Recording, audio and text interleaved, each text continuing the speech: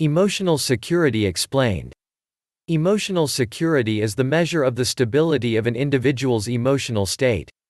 Emotional insecurity or simply insecurity is a feeling of general unease or nervousness that may be triggered by perceiving of oneself to be vulnerable or inferior in some way, or a sense of vulnerability or instability which threatens one's self-image or ego. The concept is related to that of psychological resilience in as far as both concern the effects which setbacks or difficult situations have on an individual. However, resilience concerns overall coping, also with reference to the individual's socio-economic situation, whereas the emotional security specifically characterizes the emotional impact. In this sense, emotional security can be understood as part of resilience. The notion of emotional security of an individual is to be distinguished from that of emotional safety or security provided by a non-threatening, supportive environment. A person who is susceptible to bouts of depression being triggered by minor setbacks is said to be less emotionally secure.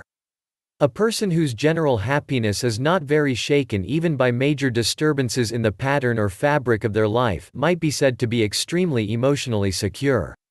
Abraham Maslow described an insecure person as a person who perceives the world as a threatening jungle and most human beings as dangerous and selfish, feels like a rejected and isolated person, anxious and hostile, is generally pessimistic and unhappy, shows signs of tension and conflict, tends to turn inward, is troubled by guilt feelings, has one or another disturbance of self-esteem, tends to be neurotic, and is generally selfish and egocentric.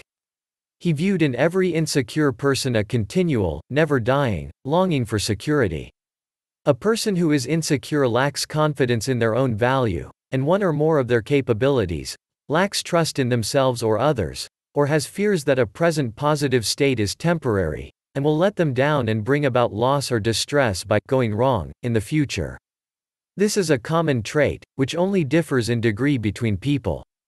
This is not to be confused with humility, which involves recognizing one's shortcomings but still maintaining a healthy dose of self-confidence.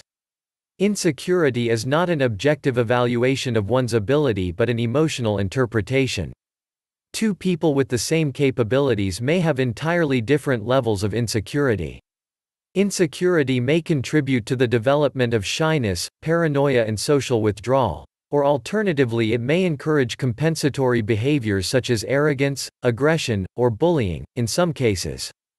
The fact that the majority of human beings are emotionally vulnerable, and have the capacity to be hurt, implies that emotional insecurity could merely be a difference in awareness. Insecurity has many effects in a person's life. There are several levels of it.